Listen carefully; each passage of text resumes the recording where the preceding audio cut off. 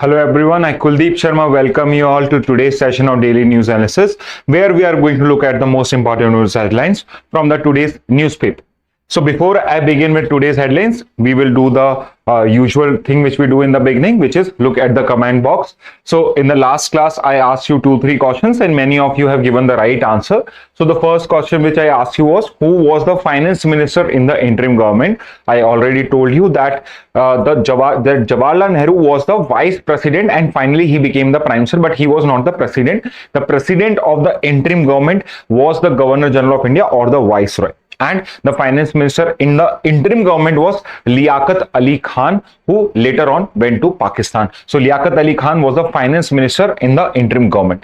Second question which I asked you or which we discussed was, who was the first female finance minister of India? So I'm not asking you about the first full-time finance minister, which means that person was only holding the finance ministry. However, I'm asking you who has been in overall the first female finance minister of India. And if I ask about only the first female finance minister of India, then it would have been Indira Gandhi, who was the prime minister and was also holding the portfolio of the finance minister of India. And the third question which we discussed was, where is the National Company Law Tribunal principal bench is located? And the principal bench of NCLT is in New Delhi. It has 16 benches. 6 of these benches are in New Delhi and the principal bench or the main bench is also in New Delhi.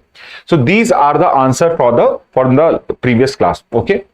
So let's start with the today's news headline. So the first important news which has come up is regarding the Supreme Court will examine if governor's action subvert federalism. So again, what has come in news is the aspect of competitive federalism or the dispute between center and state between our federal in our Indian constitution. So first we have to understand is what is federalism. So federalism is a system of government. Federalism is a system of government where the center and state have equivalent powers or both of them get their existence from a common document. In India's case, it is the constitution. So in other words, I can say that the states do not exist because the center has created them, but the center as well as states, both of them exist because the constitution has created them, and it is the constitutional document which provides power to the center and which provides power to the state also, यानी कि दोनों का जो existence है centre का भी और state का भी, और दोनों के जो पावर्स हैं वो कॉन्स्टिट्यूशन से आते हैं, ना कि ऐसा है कि सेंटर ने कुछ पावर स्टेट को डेलीगेट करी में। डेलीगेशन नहीं, यहां पे नहीं है। डेलीगेशन कब होता है कि पावर मेरी है पर मैंने किसी और को दे रखी। यहां पर स्टेट्स की पावर कुछ और है, स्टेट के फंक्शंस कुछ और हैं, सिमिलरली स्टेट की पावर कुछ और है और उसके फंक्शंस कुछ और है, और दोनों के दोनों कॉन्स्टिट्यूशन के थ्रू ही डिराइव होते हैं। तो यहां पे सुप्रीम कोर्ट में क्वेश्चन ये आया है कि गवर्नर के जो एक्शंस है, तो किस एस्पेक्ट में वो भी हम डिस्कस करेंगे, बट इन जनरल गवर्नर जो भी एक्शन ले रहा है, क्या वो फेडरलिज्म के जो प्रिंसिपल्स होते हैं उनको सबवर्ट या उनको वायलेट या ब्रीच तो नहीं कर रहा है। So that is the question which is the supreme court is going to look into now. And what is the context of this particular statement by the Supreme Court? The context is that the actions of the actions taken by the governor of the state of Kerala. तो state of Kerala के जो governor है मोहम्मद आरिफ खान, उनके पास state government की या state legislative assembly ने कुछ आपके बिल्स को पास करा। पास करके I hope you are aware कि वो गवर्नर के पास जाते हैं। तो जब गवर्नर के पास गए तो गवर्नर ने कुछ बिल्स के ऊपर पे 6 मंथ्स 2 ईयर्स तक उस पर कोई एक्शन नहीं लिया। एंड उसके बाद जब वहां पे केरला गवर्नमेंट ने थ्रेटन करा कि हम गवर्नर के अगेंस्ट में सुप्रीम कोर्ट जाएंगे, तो उन्होंने out of the 9 bills which were in his pocket at that time, उन्होंने वो वाले बिल्स रेफर कर दिए प्रेसिडेंट को, और बाद में प्रेसिडेंट ने भी 6 में से 4 बिल को रिजेक्ट कर दिया। तो यहां पे क्वेश्चन ये आता है कि क्या केरला को कोई गवर्नर या कोई भी गवर्नर किसी पर्टिकुलर बिल को इंडेफिनिट टाइम के लिए या 2 साल के लिए या 1 साल के लिए, कितने टाइम तक के लिए वो अपने पास अपने पॉकेट में रख सकता है? Because it is a loop hole in your constitution, because कोई भी टाइम लिमिट प्रोवाइडेड नहीं है जितने टाइम गवर्नर को एसेंट देना। तो एक बार मैं आपको एक नॉर्मल सा आपको एक लेजिस्लेटिव असेंबली का प्रोसीजर समझाता हूं कि प्रोसीजर होता क्या है बिल पैसेज का। So let's start with your parliament. तो अगर कोई भी बिल है तो लोकसभा या राज्यसभा से किसी से भी इनिशिएट हो सकता है। एक हाउस से पास होके वो सेकेंड हाउस में जाता है, फॉर एग्जाम्पल लोकसभा से पास होकर राज्यसभा में और राज्यसभा से पास होकर लोकसभा। जब दोनों ही हाउसेज उसको पास कर देते हैं, it goes to the president. It goes to the president. यहां पे जो प्रेसिडेंट होता है या तो वो उस बिल को एक्सेप्ट कर सकता है, या वो उसको विथहोल्ड कर सकता है, या वो उसको रिकंसिडरेशन के लिए सेंड कर सकता है। रिकंसिडरेशन के लिए अगर बिल वापस जाता है तो वो अगर वापस से लोकसभा राष्ट्रपति से गो थ्रू करते हैं तो उसको एसेंट देना ही पड़ता है। उसके बाद सेकेंड ऑप्शन में उसके पास विथहोल्डिंग या रिकंसिडरेशन का ऑप्शन नहीं होता है। सिमिलरली जो आपका स्टेट लेवल पे प्रोसीजर है उसमें भी कोई भी बिल है, फॉर एग्जाम्पल या तो वो लेजिस्लेटिव असेंबली में इनिशिएट होगा, and there are certain state जहां पे सेकंड हाउस भी होता है, लेजिस्लेटिव काउंसिल। तो अगर किसी से हाउस किसी पर्टिकुलर स्टेट के अंदर में सेकंड हाउस भी है, second bicameral legislature state level पर भी है, तो कोई भी बिल लेजिस्लेटिव असेंबली से पास होकर लेजिस्लेटिव काउंसिल जाएगा, और लेजिस्लेटिव काउंसिल ने अगर इनिशिएट करा है तो वो पास होकर आपका लेजिस्लेटिव असेंबली जाएगा।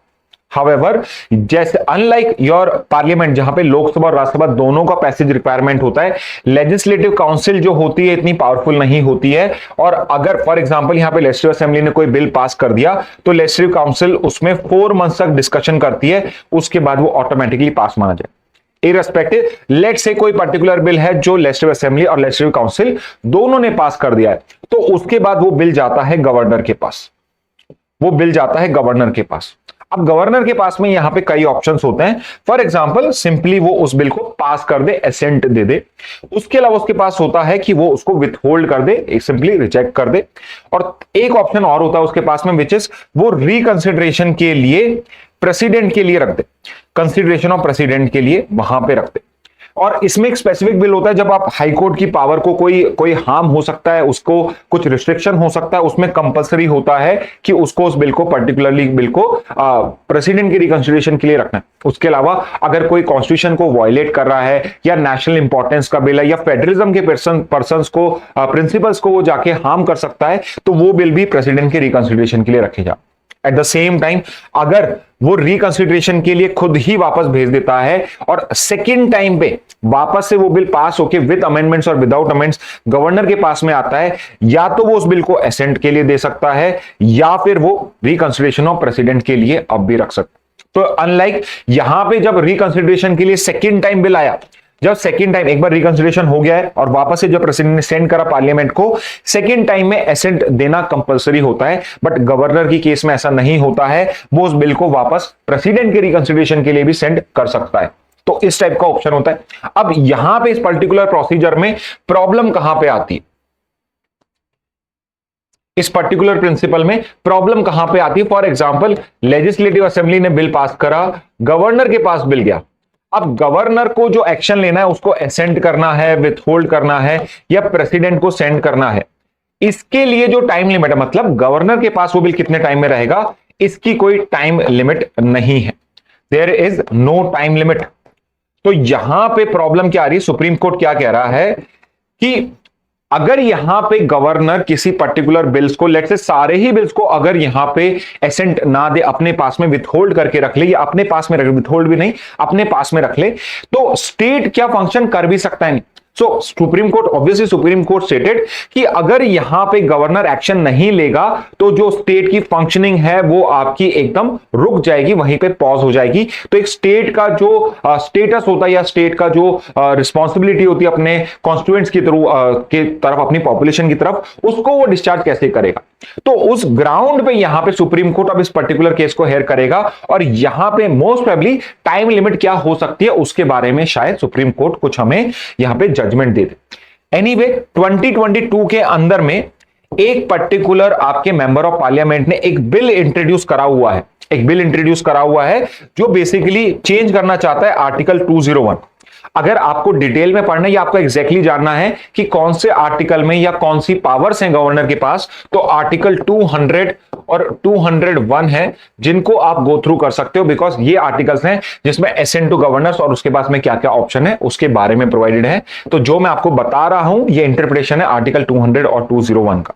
तो 2022 के अंदर में एक बिल इंट्रोड्यूस हो चुका है आपके पार्लियामेंट के अंदर में, अभी तक उस पर पैसे नहीं, सिर्फ बिल इंट्रोड्यूस हुआ है, जिसमें आर्टिकल 201 को अमेंड करके वहां पे 6 मंथ्स की टाइम लिमिट प्रोवाइडेड करी जाने की बात हो रही है कि अगर गवर्नर के पास कोई बिल आता है तो 6 मंथ्स में उसको डिसीजन लेना है कि उस पर्टिकुलर बिल के साथ वो करना क्या चाहता है।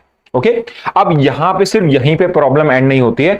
मान लेते हैं कि अगर गवर्नर सारे बिल्स प्रेसिडेंट के कंसिडरेशन के लिए सेंड करने लग जाए, इसका मतलब क्या हो रहा है, और प्रेसिडेंट एक्ट करता है on the advice of prime minister. Remember this, president खुद से डिसीजन नहीं लेता है, प्राइम मिनिस्टर और काउंसिल ऑफ मिनिस्टर जो एडवाइस देते हैं उस पर लेता है। तो यहां पे अगर गवर्नर सारे बिल प्रेसिडेंट की कंसिडरेशन के लिए भेज रहा है, तो कहीं ना कहीं ये तो नहीं हो रहा कि लेजिस्लेटिव असेंबली के जो भी डिसीजन है उनको क्रॉस चेक किया जा रहा है बाय द सेंट्रल गवर्नमेंट। और यहां पे प्रॉब्लम कैसे हो रही है, अगेन फेडरलिज्म को आप इंडिया में कैसे इंप्लाई करते हो, शेड्यूल 7 है आपका, शेड्यूल 7 है आपका कॉन्स्टिट्यूशन का, जिसमें एक यूनियन लिस्ट है, एक स्टेट लिस्ट है और एक कॉन्करेंट लिस्ट है। यूनियन लिस्ट पे पार्लियामेंट लॉ बनाता है, स्टेट लिस्ट पे स्टेट इलेक्टिव असेंबली बिल बनाता है, और कॉन्करेंट लिस्ट पे दोनों आपके बिल बना सकते हैं। Which means legislative assembly most of the cases में जो बिल पास कर रहा है 99% केसेस में वो स्टेट लिस्ट पे होते हैं, जहां पे यूनियन लॉ नहीं बना सकता है। बट अगर सारे ही बिल प्रेसिडेंट के पास जा रहे हैं, विच मींस उनको प्राइम मिनिस्टर अप्रूवल दे रहे हैं तो ही वो पास हो रहे हैं, तो यहां पे कहीं ना कहीं हम इनडायरेक्टली स्टेट लिस्ट को कहीं डिपेंड तो नहीं कर रहे कि जब तक उसको सेंट्रल गवर्नमेंट अलाउ नहीं करेगी तब तक वो बिल पास नहीं होगा। तो यहां पर भी आप देख सकते हो कि अगर इस टाइप से हर किसी इंपॉर्टेंट बिल को, हर किसी स्टेट के बिल को प्रेसिडेंट के रिकंसिडरेशन के लिए अगर के लिए आप रख रहे हो अपने पास में, तो कहीं आप स्टेट लिस्ट को इनडायरेक्टली सेंटर के थ्रू तो रेगुलेट नहीं कर रहे हो। तो एक और ये फेडरलिज्म के प्रिंसिपल का यहां पे सबवर्जन हो रहा है। So it's a very important issue. पिछले साल भर से ये वाली न्यूज आपके न्यूज़पेपर में आ रही है, बहुत डिटेल में इस पे डिस्कशन हुआ है, और फाइनली अब यहां पे आपकी एक बिल लेकर आया जा रहा है। आपके यहां पे सुप्रीम कोर्ट में हेयरिंग हो रही है, दोनों चीजें साइड बाय साइड चल रही हैं। इट इज पॉसिबल कि पार्लियामेंट इस टाइप के लॉ करके कुछ टाइम लिमिट पुट अप कर दे, at the same time it is also possible कि सुप्रीम कोर्ट यहां पे कोई ऐसा डिसीजन दे दे और एज सुन एज पॉसिबल जो वर्ड्स यूज हैं उसकी जगह पे 6 मंथ्स, 9 मंथ्स, 3 मंथ्स कुछ ना कुछ टाइम लिमिट प्रोवाइड कर दे, सो दैट गवर्नर जो है वो स्टॉल ना कर पाए, या गवर्नर जो है वो कंट्रोल ना कर पाए, अननेसेसरी कंट्रोल ना कर पाए स्टेट लेजिस्लेटिव के फंक्शंस को। Okay, so this is regarding the first news from today's newspaper. Move on करते हैं to the next one. So again अब दूसरा जो आपके लिए इस बार स्पोर्ट्स सेक्शन आपके लिए जो इंपॉर्टेंट हो चुका है, और we have to be very sure with our coverage of the Paris Olympics. Reason being कि पेरिस ओलंपिक्स आपके 4 साल, ओलंपिक्स आपके 4 साल में एक बार होते हैं, तो आपका जो एग्जामिनर है उसके पास सबसे बेस्ट अपॉर्चुनिटी इस पर्टिकुलर ओलंपिक से पूछने की सिर्फ इस साल है। चांसेस आर कि वो नेक्स्ट ईयर इस पे क्वेश्चन नहीं पूछेगा, पूछना चाहेगा तो इस साल ही पूछेगा। So one smart thing which we can do is we can do a good coverage of Paris Olympic as well as Olympics in general. तो आपकी जो न्यूज एनालिसिस है उसके अंदर में हम डेली कुछ ना कुछ ओलंपिक से कवर करते रहेंगे। हम पहले भी कुछ कवर कर चुके हैं। So always what I can suggest you is कि आप ओलंपिक्स का एक अलग से पेजेस में नोट्स बना लीजिए, या नोटबुक में अलग से सेक्शन बना लीजिए पेरिस ओलंपिक्स का, जहां पे आप ये सारी इंफॉर्मेशन नोट डाउन कर सकते हो।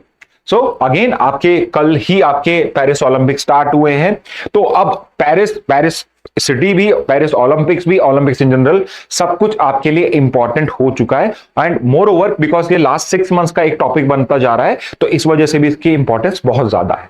तो इस बार का जो 2024 समर ओलंपिक्स है, ये कौन से नंबर का ओलंपिक्स है? सो आई होप आपको ये पता होगा कि ओलंपिक्स 4 साल में एक बार होते हैं। जैसे आपका क्रिकेट का वर्ल्ड कप 4 साल में एक बार होता है, 50 ओवर वर्ल्ड कप 4 साल में एक बार होता है, T20 वर्ल्ड कप हर 2 साल में होता है। जो आपका समर ओलंपिक्स होता है, ये भी 4 इयर्स के इंटरवल पे होता है, 4 इयर्स के इंटरवल पे होता है। और हम यहां बात कर रहे हैं मॉडर्न ओलंपिक्स की। तो एक आपके एंशिएंट ओलंपिक्स थे जो आपके एथेंस में स्टार्ट हुए थे, और मॉडर्न ओलंपिक्स भी हमने एथेंस ग्रीस से ही वहीं से स्टार्ट करे थे, ओलंपिया से स्टार्ट हुए थे, you can say that also.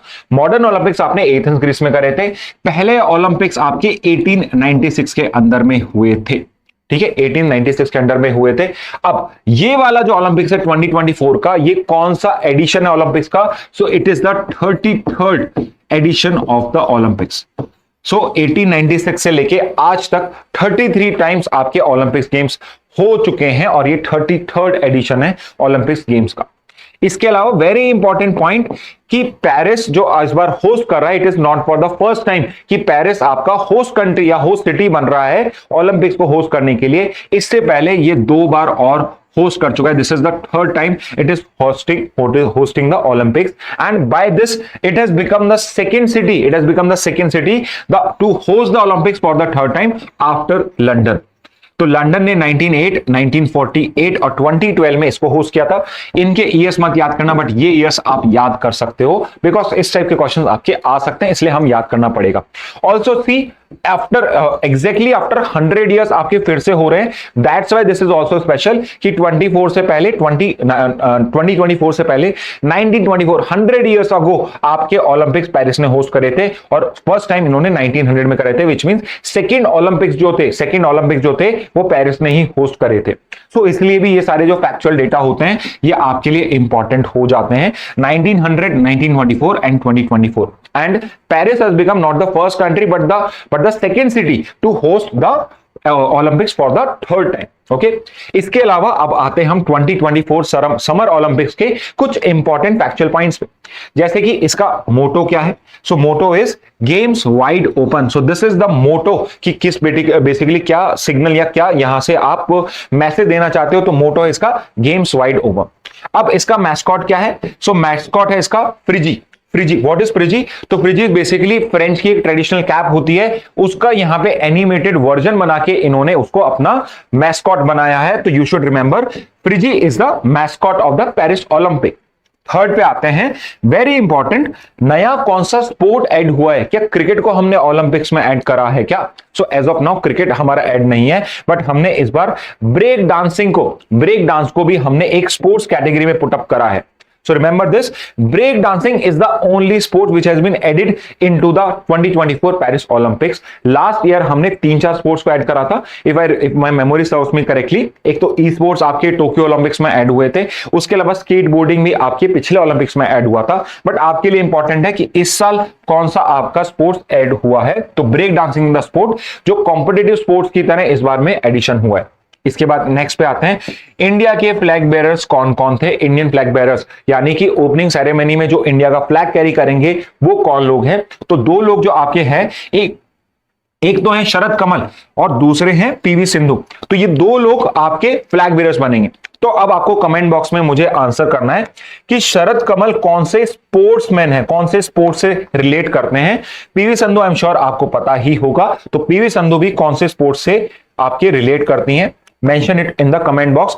शरद कमल कौन सा स्पोर्ट्स प्ले करते हैं और पीवी संधू कौन सा स्पोर्ट्स प्ले कर रहे हैं? Obviously they are also going to represent India in their specific sports category. इसके बाद chef de mission is, who is the chef de mission of India? So Gagan Narang. पहले आपके chef de mission is basically जो head होता है आपके mission को lead कर रहा है, वो कौन है? तो यहां पे Gagan Narang is the chef de mission of India. इससे पहले मैरी कॉम थी, but for some reason she decided not to be the chef de mission, and now Gagan Narang has been decided as the chef de mission of India for Paris Olympics। यानी basically he is the one who is going to represent India into the Paris Olympic, chef de mission। Okay, इसके अलावा और क्या हम Paris Olympics के बारे में या इन जनरल पढ़ सकते हैं?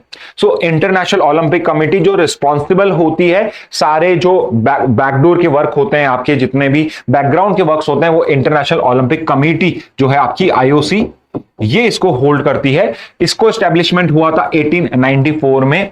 इसका हेडक्वार्टर है लॉजेन, स्विट्जरलैंड के अंदर में, एंड प्रेजेंटली इसके प्रेसिडेंट है थॉमस बैक। और ये जो 2024 का पेरिस ओलंपिक है, ये इनके प्रेसिडेंटशिप का लास्ट ओलंपिक्स है। सो आपको एक और कमेंट बॉक्स में अगर आप आंसर कर सकते हो, who is going to be, so इसके इलेक्शन भी हो चुके हैं next IOC, who is the next IOC president?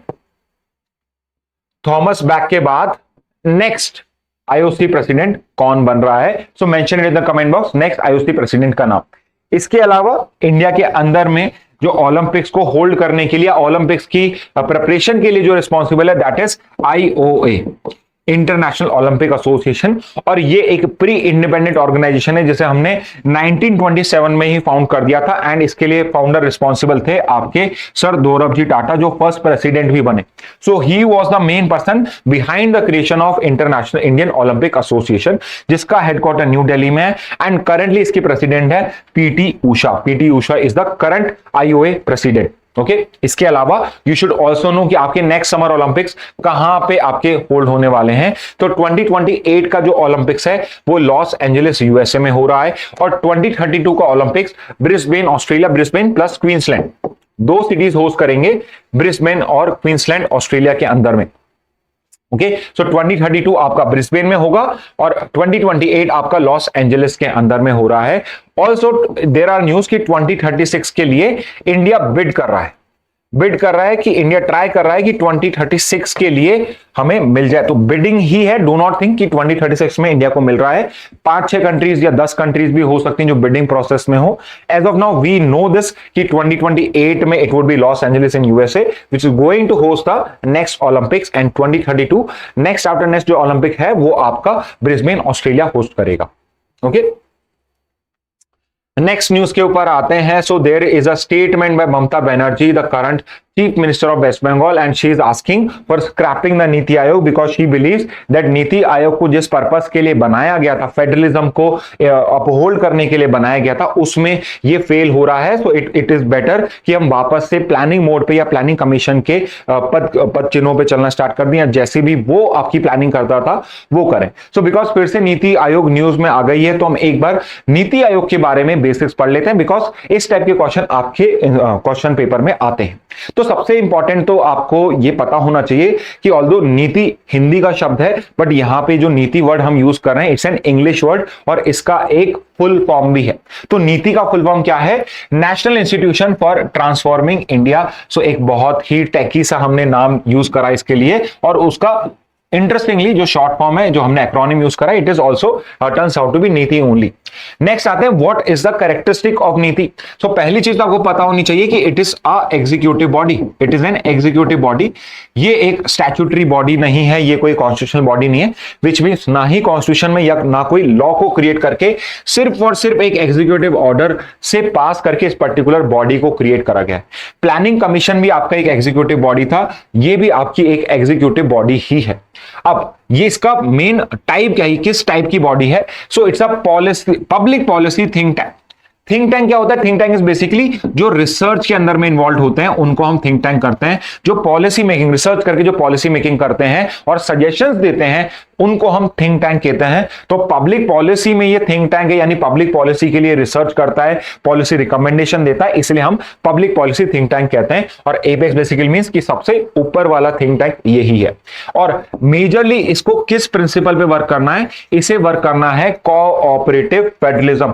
Cooperative federalism क्या होता है कि बेसिकली सेंटर और स्टेट के बीच में कोऑपरेशन होना चाहिए, स्टेट्स और स्टेट्स के बीच में भी कोऑपरेशन होना चाहिए, कंपटीशन नहीं होना चाहिए। ऐसा नहीं होना चाहिए कि एक स्टेट किसी फॉरेन इन्वेस्टर को लाने के लिए दूसरे स्टेट से फाइट कर रही है, उसको डाउनग्रेड कर रही है, उसके अगेंस्ट में कोई अपनी पॉलिसी बिल्डअप कर रही है, सो दैट कि वो जो फॉरेन इन्वेस्टमेंट है, फॉर एग्जांपल टेस्ला में एलन मस्क को हम अपनी पर्टिकुलर अपनी स्टेट में लाना चाहते हैं, तो हम दूसरी स्टेट्स को तो बेकार बता रहे हैं और हमारी स्टेट्स को। तो यहां पे कोऑपरेटिव फेडरलिज्म होना चाहिए, not just between state but centre state के बीच में भी, सो दैट दोनों कोऑपरेट करके जो इंडिया की पॉपुलेशन है उसके लिए बेस्ट से बेस्ट पब्लिक पॉलिसी बना सकें।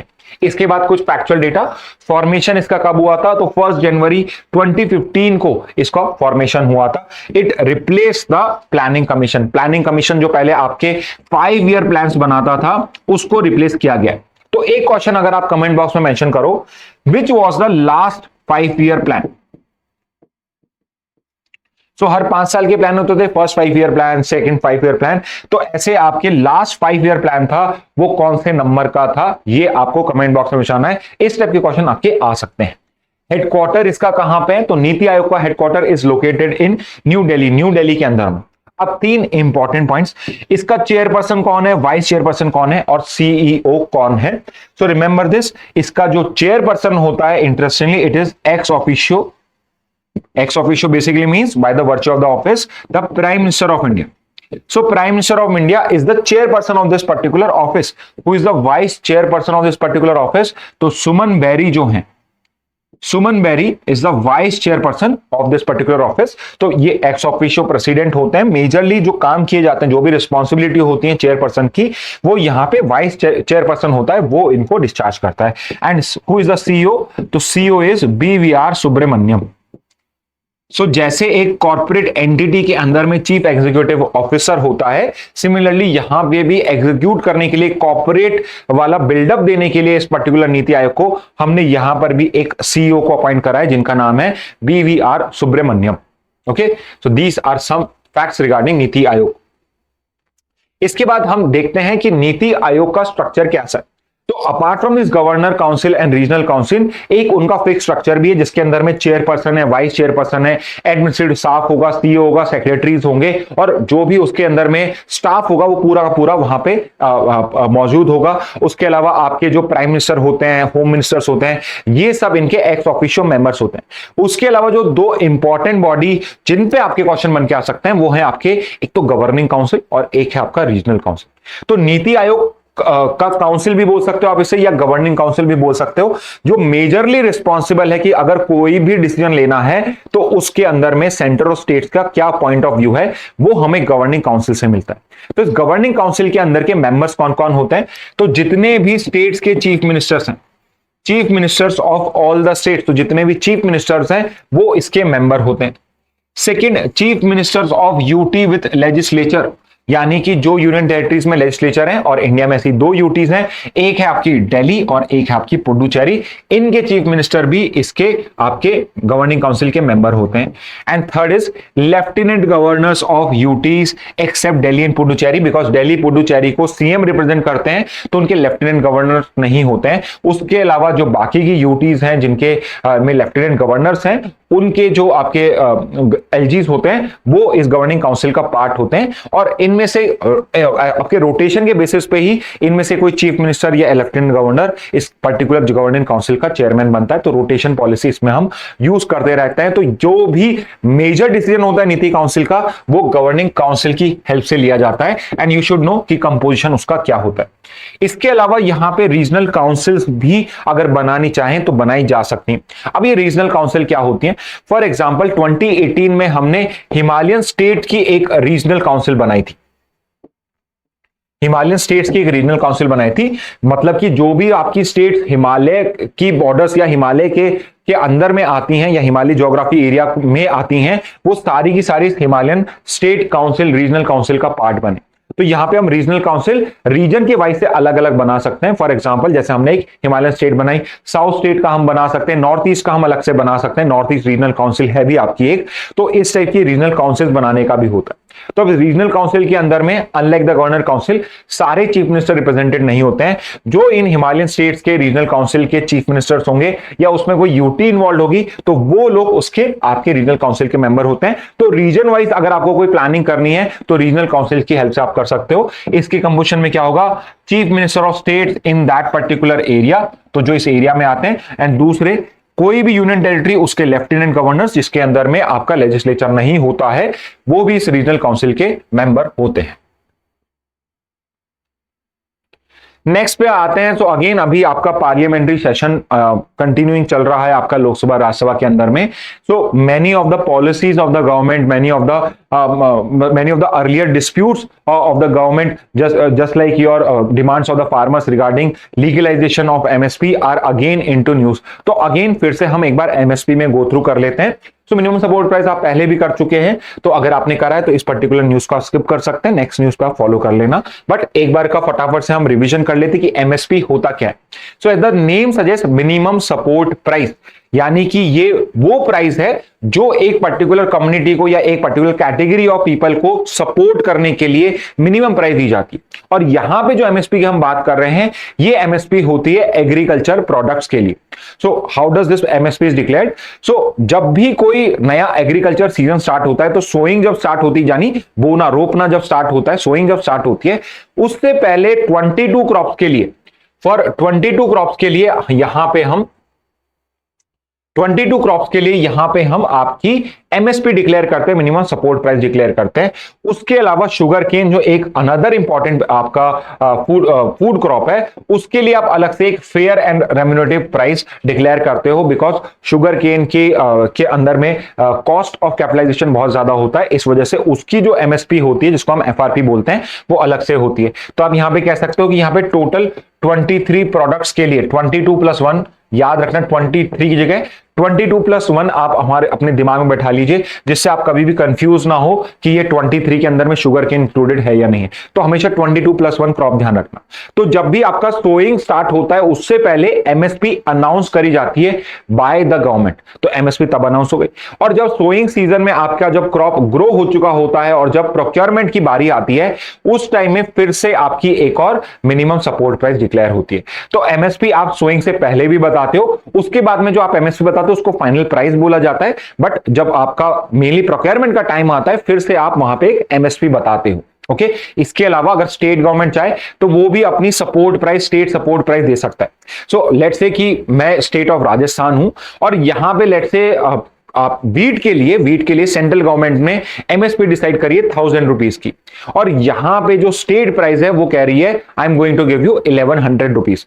यानी कि यहां पे पूरा 1100 राजस्थान नहीं, 1000 तो एमएसपी से मिलेगा और यहां पे 100 का एडिशन स्टेट गवर्नमेंट या फिर आपकी स्टेट ऑफ राजस्थान दे देगी। तो स्टेट गवर्नमेंट भी देती है, जिसको हम बाद में फाइनल प्राइस भी बोलते हैं।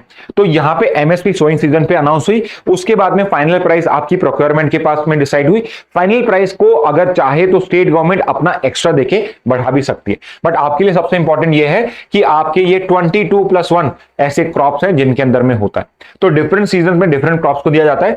फॉर एग्जाम्पल खरीफ सीजन में 14 क्रॉप्स को मिलता है और आपके राबी क्रॉप के अंदर में 6 को मिलता है, और 2 ऐसे आपके कमर्शियल क्रॉप्स हैं जिनको आप डिफरेंट टाइम्स पे आपकी एमएसपी अनाउंस कर सकते हो। अगेन आई वुड से कि आप सिर्फ ये नंबर याद कर लीजिए, that is more than enough.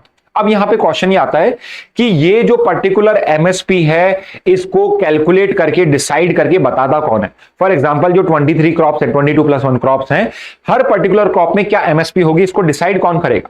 तो ऑब्वियसली गवर्नमेंट कोई साइंटिफिक बॉडी नहीं है या कोई इकोनॉमिकल बॉडी नहीं है। तो इसके लिए हम अलग से कमीशन बनाते हैं जिसके अंदर में इकोनॉमिस्ट, एग्रीकल्चरिस्ट, ये सारे लोग बैठते हैं और वो आपको बताते हैं कि इस पर्टिकुलर क्रॉप के लिए क्या होगी।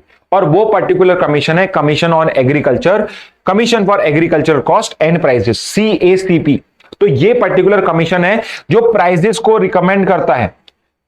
अगेन रिमेंबर दिस पॉइंट, ये सिर्फ रिकमेंड करता है गवर्नमेंट को। अब गवर्नमेंट का डिसीजन है कि वो उस पर्टिकुलर प्राइस को एक्सेप्ट करना चाहती है या नहीं करना चाहती है। If the government wants to have a lower price, it can decide on a lower price. If the government wants to decide on a higher price, it can decide on a higher price. So simply what I am saying is कि CACP की जो ये recommendation है ये non binding होती है। These are not binding in nature, non binding होती है, बट CACP रिकमेंड करता है गवर्नमेंट को और उसके बेसिस पे डिसाइड होती है। एंड यूजुअली जो एक ये प्रिंसिपल यूज करते हैं वो क्या होता है CACP का, तो जो एमएसपी डिसाइड होती है बाय द CACP, उनका मेन ऑब्जेक्टिव होता है कि जो भी कॉस्ट ऑफ प्रोडक्शन है, जो भी एवरेज कॉस्ट ऑफ प्रोडक्शन है उसकी एटलीस्ट 1.5 टाइम्स, 1.5 यानी 50% एटलीस्ट प्रॉफिट होना चाहिए over and above the cost price. तो अगर 100 रुपए का है तो 1.5 गुना यानी 150 रुपए आपकी एमएसपी होनी चाहिए मिनिमम की। उसके बेसिस पे ही जो आपके एग्रीकल्चरिस्ट हैं, जो आपके फार्मर्स हैं, उनको फेयर प्राइस मिल पाएगी यहां पे। सो that is how your MSMP is calculated. इसके बाद में नेक्स्ट पे आते हैं। सो आई नो आज बहुत सारे न्यूज हैं आपके इस पर्टिकुलर एनालिसिस के अंदर में। सो नेक्स्ट चीज जो हम डिस्कस कर रहे हैं, तो यहाँ पे सेंटर का, अब अगेन यहाँ पे गवर्नमेंट का स्टेटमेंट है आपके पार्लियामेंट के अंदर में जब क्वेश्चन पूछा गया कि हाई कोर्ट के अंदर में जो जजेस का अपॉइंटमेंट है उसका भी क्या स्टेटस है, कैसे वो चल रहा है। तो यहां पे गवर्नमेंट का है कि 219 proposal, 219 proposals are being processed by the centres. तो आपको, आई नो सुप्रीम कोर्ट का जो प्रोसीजर है वो आप बहुत लोगों को पता होता है कि कैसे उसके अंदर में अपॉइंटमेंट होता है, उसकी इंट्रिकेसी या स्टेप बाय स्टेप भी आपको आई थिंक थोड़ा आइडिया तो होना चाहिए। तो हम कभी उसको भी डिस्कस करेंगे, बट आज हम डिस्कस करने वाले हैं कि हाई कोर्ट के जजेस जो होते हैं उनको अपॉइंट करने का प्रोसीजर होता क्या है, कैसे उनका डिसीजन होता है। तो जो हाई कोर्ट के जजेस का जो प्रोसेस होता है वो बिगिन होता है हाई कोर्ट से। सो फर्स्ट स्टेप जो होता है हाई कोर्ट जजेस के अपॉइंटमेंट का, वो बिगिन होता है हाई कोर्ट से।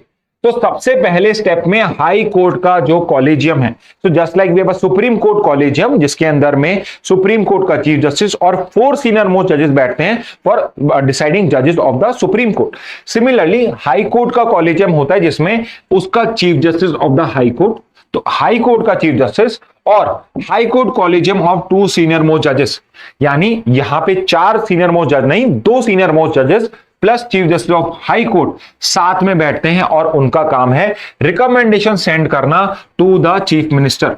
तो यहां पे वो चीफ मिनिस्टर को रिकमेंडेशन सेंड करते हैं और उन रिकमेंडेशन की एक copy chief justice of India और यूनियन लॉ मिनिस्टर को भी सेंड की जाती है। ओके तो यहां पे क्या हो स्टार्ट कैसे हो रहा है प्रोसेस, हाई कोर्ट का collegium consisting of chief justice of high court plus 2 senior most जजेस अपनी रिकमेंडेशन की, ये वाले जजेस हैं या ये वाले एडवोकेट्स हैं या लोअर जजेस हैं जो क्वालिफाइड इनफ हैं या आई वी बिलीव कि these are eligible to be consider for the post of high court जज। तो ये वाली रिकमेंडेशन आप भेजते किसको, चीफ मिनिस्टर को भेज रहे हो, यहां पे आप लॉ मिनिस्टर को भेज रहे हो और आप चीफ जस्टिस ऑफ इंडिया को भी भेज रहे हो। यहां पे जो चीफ मिनिस्टर को आपने कॉपी भेजी है, रिकमेंडेशन भेजी है, चीफ मिनिस्टर अपनी रिकमेंडेशन सेंड कर देता है यहां पे यूनियन लॉ मिनिस्टर को। इसके बाद चीफ मिनिस्टर का रोल यहां पे खत्म हो जाता है, चीफ मिनिस्टर ने अपनी रिकमेंडेशन लॉ मिनिस्टर को सेंड कर दी। सेकेंड स्टेज के ऊपर पे law ministry, union law ministry यहां पे इन्वॉल्व हो जाती है। तो इसके पास चीफ मिनिस्टर का यहां पे ओपिनियन आ चुका है, उसके अलावा इसके पास नाम पहले भी आ चुके थे और अब यूनियन लॉ मिनिस्टर होता है, ये अपने रिकमेंडेशन फॉरवर्ड करता है आगे। ये किसको करता है, जो chief justice of high court ने ओपिनियन दिया है वो वाला रिकमेंडेशन, स्टेट गवर्नमेंट से इसने व्यू ले ली, चीफ मिनिस्टर की व्यू इसने ले ली, वो उसको देगा। इंटेलिजेंस ब्यूरो, तो जो आईबी का डिपार्टमेंट है ये एक बार का पूरा बैकग्राउंड चेक करते हैं सारे जजेस के, जो भी कैंडिडेट्स होते हैं। तो अगर कोई एडवोकेट है उसने कुछ फ्रॉड किया है तो वो भी आईबी के नजर में होता है, तो इनके पास में सारी नॉलेज होती है। तो आईबी का opinion, chief justice of high court ने क्या रिकमेंडेशन भेजी है, चीफ मिनिस्टर या स्टेट गवर्नमेंट ने क्या रिकमेंडेशन भेजी है और यूनियन लॉ मिनिस्ट्री का खुद का क्या ओपिनियन है, ये जाता है आपके चीफ जस्टिस ऑफ इंडिया के पास। ओके तो फिर से हम एक बार का वापस से रिवाइज करें तो हाई कोर्ट का कॉलेजियम बैठा है, हाई कोर्ट का chief justice plus 2 high court जजेस, ये अपने रिकमेंडेशन भेजेंगे किसको, चीफ मिनिस्टर को, आपके यहां पे लॉ मिनिस्ट्री को और plus chief justice of India को। इसके बाद में चीफ मिनिस्टर अपने रिकमेंडेशन भेज देता है लॉ मिनिस्ट्री को और चीफ मिनिस्टर अब आउट ऑफ द पिक्चर है, state government out of the picture है। अब यहां पे यूनियन लॉ मिनिस्ट्री इन्वॉल्व होती है। यूनियन लॉ मिनिस्ट्री क्या करती है, यूनियन लॉ मिनिस्ट्री डिफरेंट लोगों से उनसे रिकमेंडेशंस मांगती है। फॉर एग्जांपल यहां पे स्टेट गवर्नमेंट की थ्रू द चीफ मिनिस्टर हमें रिकमेंडेशन मिल चुकी है, chief justice of the high court ने जो रिकमेंडेशन भेजी है वो हमें मिल चुकी है, इंटेलिजेंस ब्यूरो से लॉ मिनिस्ट्री रिकमेंडेशन लेती है और खुद का क्या ओपिनियन है रिगार्डिंग दोज जजेस और दोज प्रपोज कैंडिडेट्स, वो सारे ओपिनियन ये चीफ जस्टिस ऑफ इंडिया के पास में भेज दिए जाते हैं। इसके बाद में जो फाइनल स्टेप, जो सेकेंड लास्ट स्टेप होता है वो है सुप्रीम कोर्ट कॉलेजियम का। So remember this, Supreme Court का collegium is responsible for appointment of Supreme Court judges as well as the High Court judges। तो जो हाई कोर्ट के जजेस होते हैं including the chief justice of high court, उसमें भी सुप्रीम कोर्ट कॉलेजियम अपना से रखता है। तो सुप्रीम कोर्ट का कॉलेजियम यहां पे 4 सीनियर मोस्ट जज का नहीं but chief justice plus 2 senior most जजेस का होता है। तो यहां का जो हाई कोर्ट का कॉलेजियम है वो भी 3 जजेस का होता है और सुप्रीम कोर्ट का कॉलेजियम भी होता है regarding the high court appointments, वो भी 3 जजेस का होता है। तो यहां पे जो ये 3 जजेस का सुप्रीम कोर्ट कॉलेजियम है ये अपनी रिकमेंडेशन सेंड करता है वापस से यूनियन लॉ मिनिस्टर को। तो यहां पे हाई कोर्ट कॉलेजियम से स्टार्ट हुआ, लॉ मिनिस्टर के पास क्या, सुप्रीम कोर्ट कॉलेजियम के पास क्या, सुप्रीम कोर्ट कॉलेजियम वापस से अपनी रिकमेंडेशन, अपने फाइनल रिकमेंडेशन सेंड करता है यूनियन लॉ मिनिस्टर को। और यहां पे जो ये रिकमेंडेशन भेजी गई है यहीं पे आके कंफ्लिक्ट अराइज होता है, बिकॉज सुप्रीम कोर्ट ने जो कॉलेजियम केस के अंदर में 3 जजेस केस हैं उसके अंदर में जो रिकमेंडेशन है इनको कॉन्करेंस माना है, इनको आपने यहां पे आपने उनको बाइंडिंग माना है कहीं ना कहीं, और यहीं पे आके कंफ्लिक्ट स्टार्ट होता है। यहां पे क्या होता है, यूनियन लॉ मिनिस्टर के पास में ये नाम जाते हैं, यूनियन लॉ मिनिस्टर अब इन नामों को फॉरवर्ड करता है to the prime minister, prime minister को यहां पे फॉरवर्ड करता है। और बिकॉज प्रेसिडेंट प्राइम मिनिस्टर और के एड एंड एडवाइस पे वर्क करता है तो यहां पे प्राइम मिनिस्टर एडवाइस करता है टू द प्रेसिडेंट कि ये लोग हैं जो अपॉइंटमेंट के लिए डिजर्विंग है। रिमेंबर दिस, प्रेसिडेंट खुद से डिसाइड नहीं करता है, लॉ मिनिस्टर को जो सुप्रीम कोर्ट कॉलेजियम ने नाम फॉरवर्ड करे ये इनको एक बार गो थ्रू करता है, इसमें से कुछ काटा छाटी करनी होती है तो वो करता है, उसके बाद वो प्राइम मिनिस्टर को रिकमेंड करता है। प्राइम मिनिस्टर उन्हीं लोगों में से अगर वो चाहे तो सबको रिकमेंड कर सकता है, अगर उसको लगता है कि कोई नहीं है तो वो एडवाइस करता है प्रेसिडेंट को, so these are the person जो फिट हैं for recommendation. And finally it is the president जो फाइनली अपॉइंट करता है हाई कोर्ट जजेस को including the chief justice of the high court. So this is the procedure of collegium appointment for the high court. Okay, तो ये है high court के जजेस कैसे अपॉइंट होते हैं। रिमेंबर दिस, यहां पे कहीं पर भी गवर्नर इन्वॉल्व नहीं है, प्रेसिडेंट इन्वॉल्व है, यानी सुप्रीम कोर्ट के जजेस हो चाहे हाई कोर्ट के जजेस हो, उनको अपॉइंट कौन करेगा? प्रेसिडेंट अपॉइंट करेगा। ओके, नेक्स्ट पे चलते हैं। सो अग्निपथ स्कीम के ऊपर पे प्राइम मिनिस्टर मोदी ने, सो कारगिल वॉर की अभी यहां पे एनिवर्सरी थी, तो उसमें प्राइम मिनिस्टर मोदी ने एक जगह पे स्पीच दिया, जो भी वहां पे आपके सोल्जर्स बैठे हुए थे उन सबको वहां पे उन्होंने एक स्पीच दी। तो उस पर्टिकुलर स्पीच में उन्होंने अग्निपथ स्कीम को डिफेंड करा। सो अगेन अग्निपथ स्कीम बहुत बार न्यूज में आ रही है, so it is become important day by day. तो अग्निपथ स्कीम अगर बार बार आएगी, बार बार पार्लियामेंट में डिस्कस होगी, तो इस पे आपके क्वेश्चन आ सकते हैं। ओके, सो एक आप कमेंट बॉक्स में पहले आप मुझे बताइए, करगिल वॉर जो है या कारगिल वॉर जो है, ये किस ईयर में हुआ था? Year of Kargil war, Kargil war किस ईयर में हुआ था? ऑब्वियसली यू आर अवेयर कि पाकिस्तान के कुछ आर्मी के ही लोग, या आई वुड से कि आर्मी ट्रेन लोग कह सकते हो आप उनको, उन लोगों ने आके यहाँ पे आपके जो डिफरेंट हाइट्स हैं कारगिल सेक्टर के अंदर में, उनको यहाँ पे कैप्चर करने की कोशिश करी थी। तो उसके अगेंस्ट में हमने कारगिल वॉर यहाँ पे स्टार्ट किया था। तो ये किस ईयर में हुआ था? And if you know the prime minister also, कि उस टाइम में इंडिया के प्राइम मिनिस्टर कौन थे, तो ईयर बता दीजिए कमेंट बॉक्स में, और प्राइम मिनिस्टर कौन थे वो बता दीजिए। ओके, सो अग्निपथ स्कीम क्या है आपकी? सो ये यूएस की एक स्कीम होती है, tour of duty scheme. What is the tour of duty scheme? So US army जितने भी एबल बॉडीड लोग हैं, सिविलियंस हैं आपके, वहां पे उनको एक मौका देता है कि अगर वो टेम्पररी पीरियड के लिए फॉर अ टाइमिंग, अगर वो आर्म फोर्सेस के अंदर में जाके अपनी सर्विस देना चाहे, तो वहां पे वो किसी टूर बेसिकली किसी पर्टिकुलर जगह पे जाके सर्विस दे सकते। टूर का मतलब यहां पे ये नहीं है कि आपको कहीं घुमाने के लिए दिया जा रहा है। फॉर एग्जाम्पल, जहां पर भी यूएस आर्मी डिप्लॉयड है, फॉर एग्जाम्पल कुछ टाइम पहले अफगानिस्तान में डिप्लॉयड थी, इससे पहले वियतनाम में डिप्लॉयड थी, तो उन सबके लिए टूर ऑफ ड्यूटी स्कीम। अब इस टाइप की स्कीम्स का फायदा क्या होता है? तो tour of the duty scheme जो होती है, अग्निपथ स्कीम्स होती हैं, इसमें मेन पर्पस होता है कि जो मेजरली आपके सोल्जर्स हैं या आपके मेजरली जो आर्मी के रिक्रूट्स हैं, वो सारे यंग एज के होने चाहिए।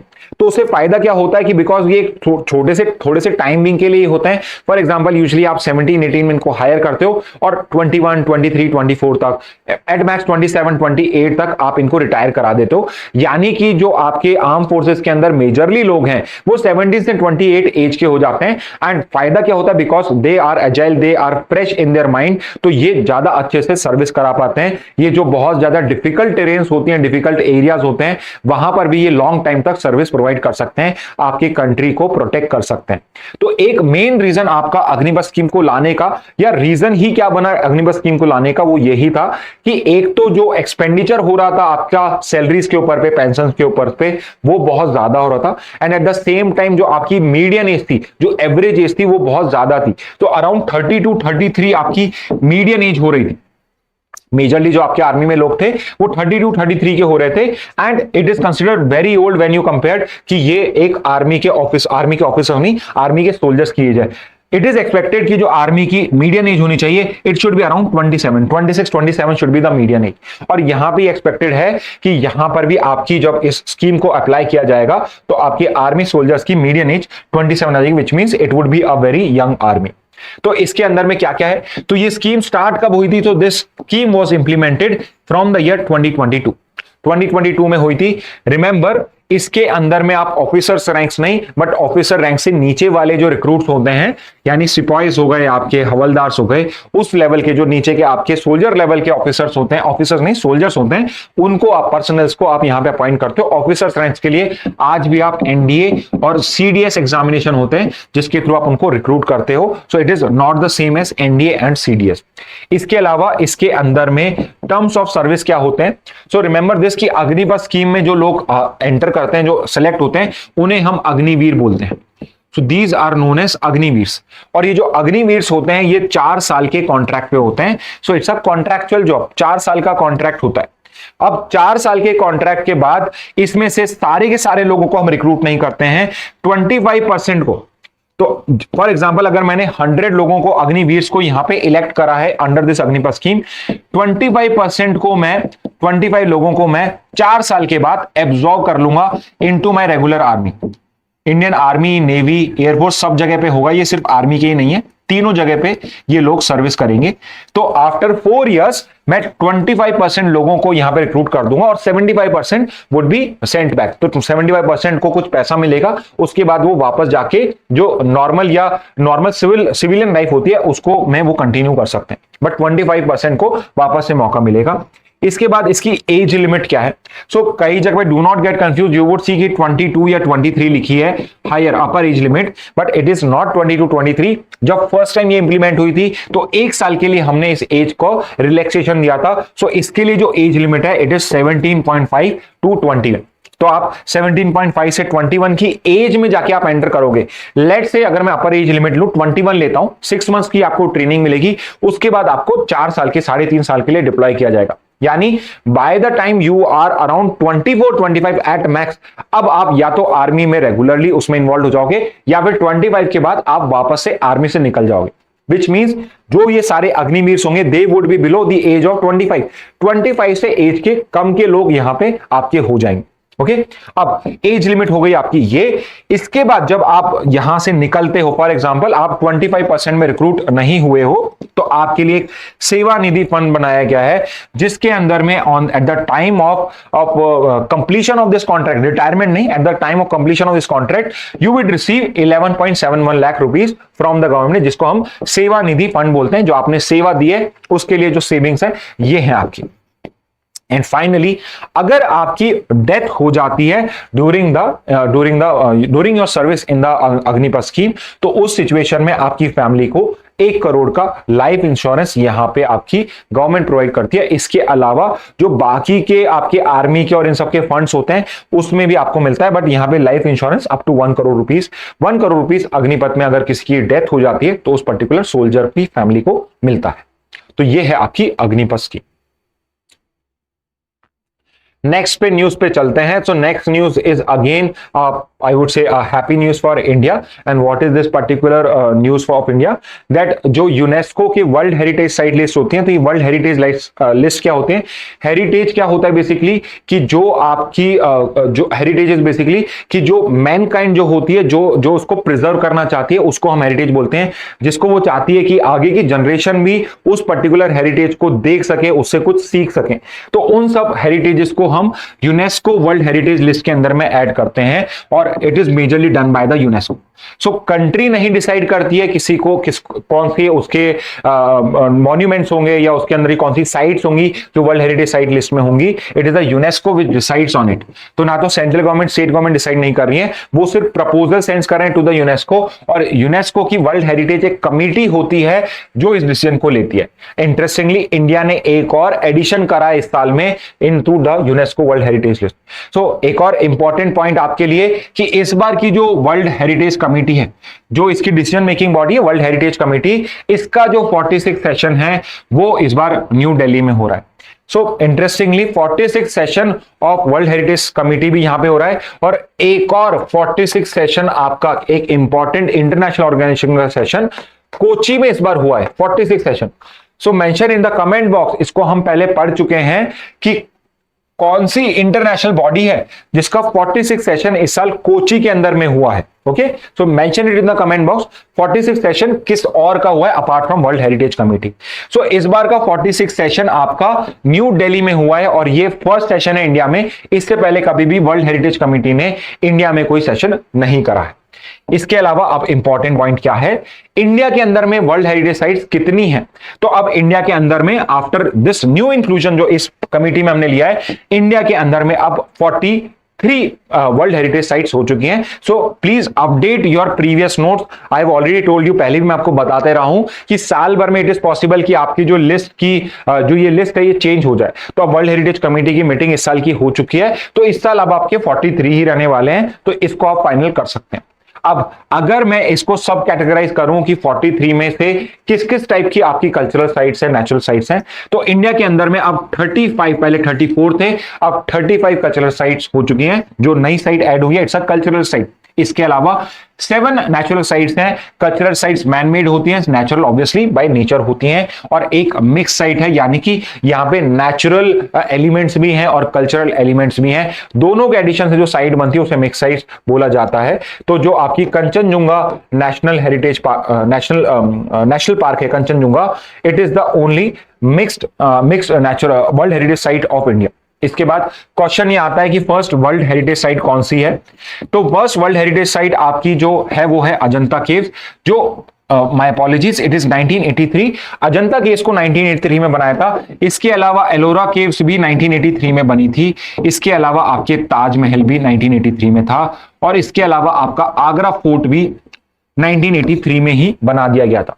सो रिमेंबर 1983 के अंदर में अगर चारों में से एक चूज करना पड़ेगा तो मैं अजंता केव्स को कहूंगा, क्योंकि सबसे पहले अजंता केव्स का नाम अनाउंस किया गया था। बट अदरवाइज 1983 में अजंता केव्स और एलोरा केव्स, ताजमहल और आपका आगरा फोर्ट, ये 4 साइट्स थी जिनको वर्ल्ड हेरिटेज साइट डिक्लेयर किया गया। अब फाइनली हम आते हैं इस बार के नई एडिशन पे, which is the 43rd world heritage site of India. तो ये है चारियादियो मोईदाम्स। चारियादियो मोईदाम्स ये एक साइट है आपकी असम के अंदर में, जिसको हमने 43rd world heritage site declare करा है, जिसको यहां पे ये नया आपको नया टैग मिला है। अब ये मोईदाम्स क्या होते हैं? So Moidams are basically mount burial system. So क्या होता है कि फॉर एग्जांपल कि आप कोई पर्सन की अगर डेथ हो जाती है, सो आपके जो इजिप्ट में पिरामिड्स है, what are they, those are only burial sites. तो उसके अंदर में आप क्या करते हो, जो जिसकी डेथ हुई है कोई किंग एंड क्वीन की, तो उनको आप उसमें वहां पे दफनाते हो और उसके ऊपर पे आप पिरामिड बनाते हो। तो सिमिलरली अगर आप फोटो देखोगे तो ये ब्यूरियल ग्राउंड्स हैं, इसके नीचे में डेड बॉडी है या फिर यहां पे क्रिमेटेड एशेज होंगी, और उसके ऊपर पे ये आप ऐसे नेचुरल माउंट बना के उसके ऊपर पे ये एक स्ट्रक्चर आप ड्रॉ करते हो। So these are 700 year old mount burial system of the Ahom dynasty from Assam. So Ahom dynasty है जो सबसे मेजर डायनेस्टी रही है असम की। अहोम डायनेस्टी के बारे में भी हम कभी पढ़ेंगे। तो अहोम डायनेस्टी है असम की, जिनको रिप्लेस किया था इंग्लिश ने आके, ब्रिटिशर्स ने आके। तो अहोम डायनेस्टी का ये सिस्टम था। और ये सिर्फ ऐसा नहीं है कि मोईदाम सिर्फ चारियादियो इज अ प्लेस। चारियादियो के अंदर में सबसे वेल प्रिजर्व्ड 90 ऐसे मोईदाम्स हैं, और मोर देन ऐसे 386 या 386 ऐसे आप एक्सप्लोर कर चुके हो। कई लोग कहते हैं कि ऐसे 700 से 800 आपके वहां पे हैं। 700 to 800 है, ये नंबर आपके लिए इंपॉर्टेंट नहीं है। सो रिमेंबर दिस, चारियादियो मोईदाम जो चारियादियो में जो सबसे ज्यादा वेल प्रिजर्व्ड हैं, उनको आपके वर्ल्ड हेरिटेज साइट्स के अंदर में इंक्लूड करा है। और ये मेजरली किससे डील करते हैं? ये belong to the Ahom dynasty, जो 18वीं सेंचुरी से पहले जो असम का रीजन है उसमें रूल करती थी। इसके अलावा असम के अंदर में इससे पहले 2 वर्ल्ड हेरिटेज साइट हम पहले भी डिक्लेयर कर चुके हैं, वो है काजीरंगा नेशनल पार्क और मानस नेशनल पार्क। बट इंटरेस्टिंगली जो चारियादियो मोईदाम्स है, ये पहली कल्चरल साइट है। ये दोनों आपकी नेचुरल साइट्स थी, नेचुरल वर्ल्ड हेरिटेज साइट्स थी, और ये मोईदाम जो है ये पहली कल्चरल साइट है आपकी, not just of Assam but of the whole of north east area. यानी पूरे नॉर्थ ईस्ट एरिया की जो चारियादियो मोईदाम्स है, ये एक पहली कल्चरल साइट बन रही है, वर्ल्ड हेरिटेज साइट बन रही है। So again it's a good addition to our world heritage site list. Next news पे आते हैं कि रशिया का कोकिंग कोल इंपोर्ट है, वो 5 साल के सबसे बड़े लेवल पे रशिया से हम कोकिंग कोल, तो मेजरली जो हम कोल इंपोर्ट करते हैं, इंडिया के पास में बहुत सारे कोल रिजर्व्स हैं, बट इंडिया का जो कोल है वो इतने अच्छे क्वालिटी का नहीं है। सो इफ यू नो कि मेजरली कोल जो होता है उसकी 4 क्वालिटीज होती हैं। एक होता है आपका एंथ्रेसाइट, जिसमें मोर देन 80% कार्बन होता है। एंथ्रेसाइट के बाद आता है बिट्यूमिनस, बिट्यूमिनस के बाद आता है आपका लिग्नाइट, और सबसे बेकार होता है पीट। पीट जो जले हुए वुड से बना हुआ कोल होता है, उसे हम पीट कहते हैं, जिसमें कार्बन कंटेंट से 25 से 30% होता है। सो आपका जो आपके पास जो वाटर जो कोल रिजर्व्स हैं वो मेजरली लिग्नाइट के, पीट के हैं, और कुछ अमाउंट तक लोअर लेवल ऑफ बिट्यूमिनस के हैं, बट आपके पास हायर लेवल के नहीं है। हायर लेवल ऑफ बिट्यूमिनस को हम बोलते हैं कोकिंग कोल। और कोकिंग कोल जो बेटर क्वालिटी ऑफ बिटुमिनस कोल होता है, कुकिंग कोल, ये हम मेजरली यूज करते हैं इंडस्ट्री के अंदर, स्टील, एल्यूमिनियम, इन सबको प्रोड्यूस करने में, इनके फर्नेसेस के अंदर में, बिकॉज ये बर्न बहुत अच्छी से तरीके से होता है। बट इंडिया के पास इसके रिजर्व नहीं है, तो इनको हम इंपोर्ट करते हैं बाहर की कंट्री से, और रशिया से इंपोर्ट्स हमारे बहुत हाई लेवल पे आ चुके हैं। Remember this, I hope you are aware, oil के अंदर में भी रशिया आपका नंबर 1 ट्रेड पार्टनर बन चुका है ऑयल के टर्म्स के अंदर में, और सिमिलरली शायद कोल में भी ये इंपोर्ट्स में ऊपर के लेवल पे है। अभी बहुत मुश्किल है, अभी मैं आपको बताऊंगा क्यों मुश्किल है, क्योंकि अभी एज ऑन नाउ रशिया का जो कंट्रीब्यूशन है last year it was just 9%, और ये थर्ड नंबर पे, सेकंड नंबर पे भी आपका 9% वाला ही है साउथ अफ्रीका एंड ऑस्ट्रेलिया, करीब करीब बराबर सा करते हैं। फोर्थ नंबर कह लो आप रशिया को, साउथ अफ्रीका, ऑस्ट्रेलिया और रशिया करीब करीब 9%।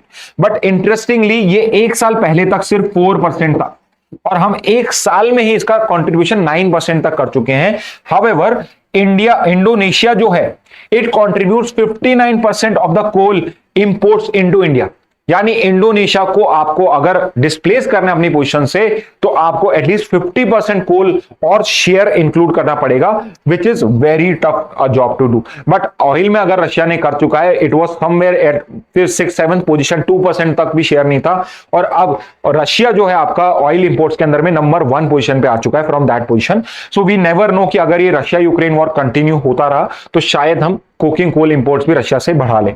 सो हाउएवर अभी प्रेजेंटली इंडोनेशिया जो है वो आपका कोल इंपोर्ट्स में नंबर 1 आता है। Interestingly Indonesia is the country जो वर्ल्ड का लार्जेस्ट एक्सपोर्टर भी है।